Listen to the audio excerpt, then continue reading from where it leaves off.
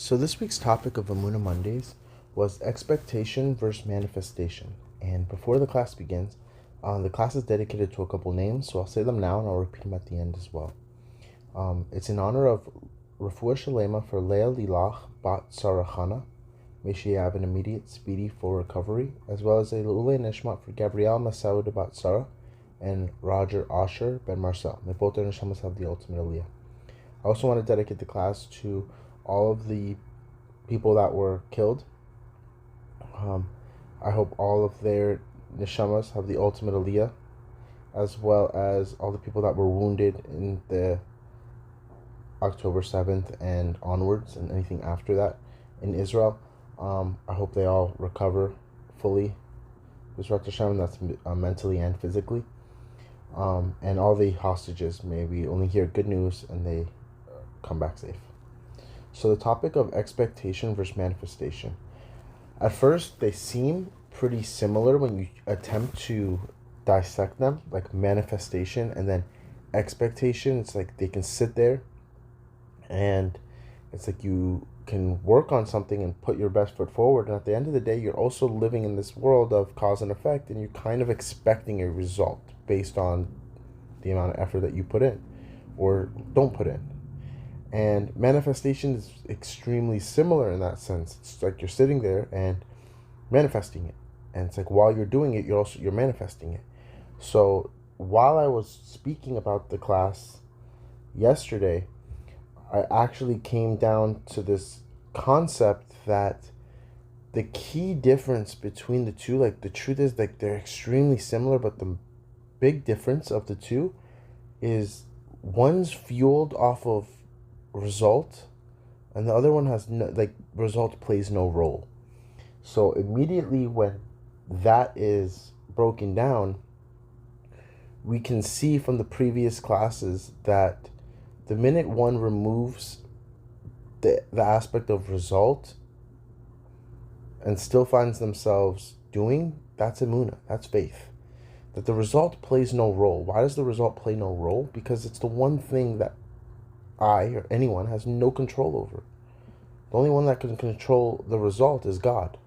It doesn't matter how much effort I put in and how much money I spend or how much time I put, it doesn't matter. That doesn't dictate the result. As crazy as that is, it doesn't dictate the result.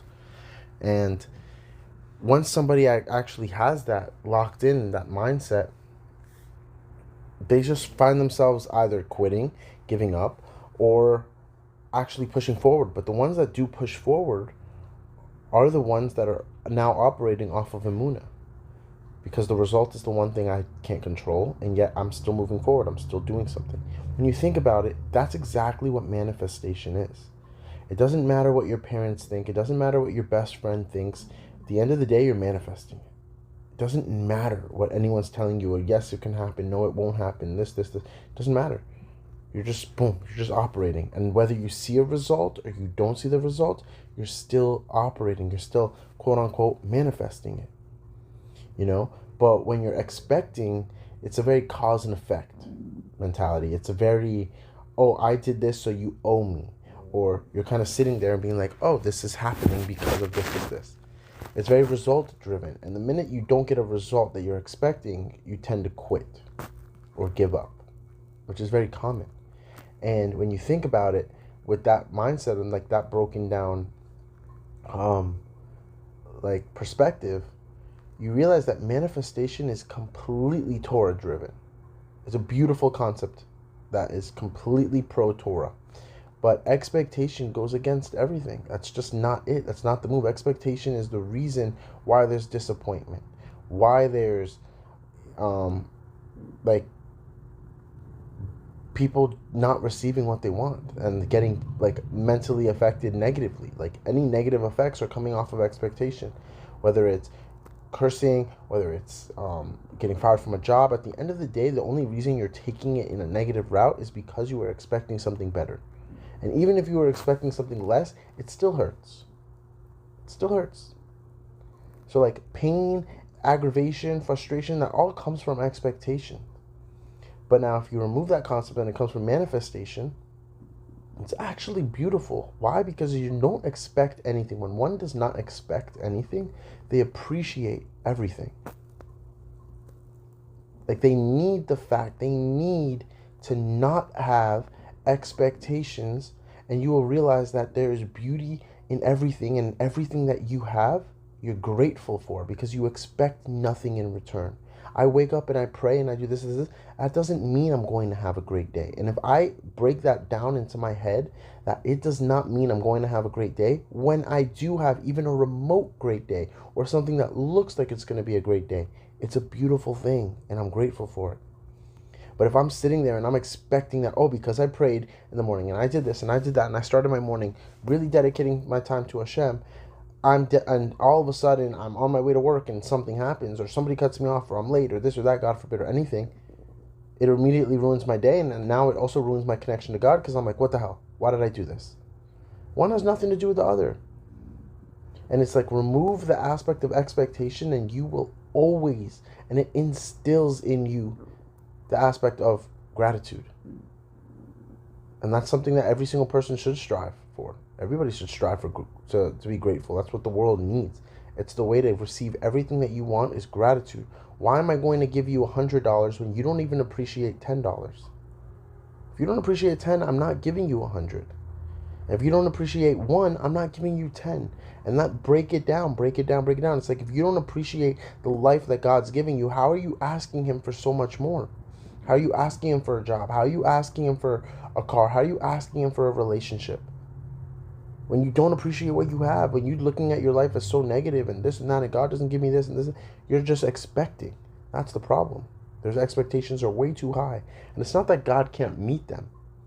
He can meet any expectations.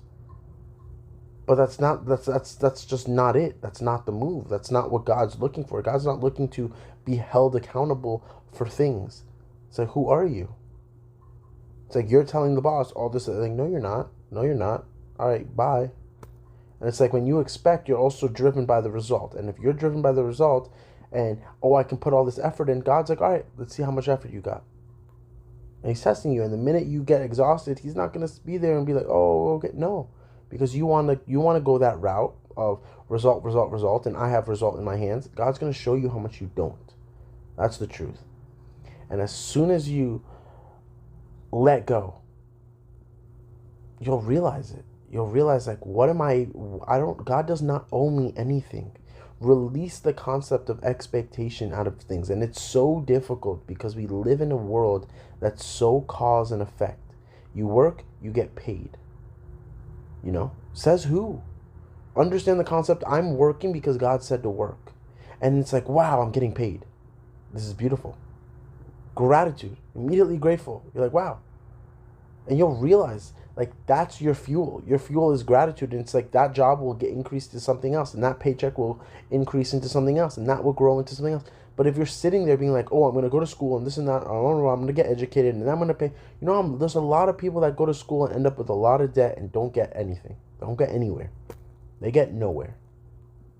Why? Because the result is not on paper. You do not dictate result. Just because you go to school and get a degree does not mean you're going to get an amazing job that makes sense. It does not mean that. It doesn't.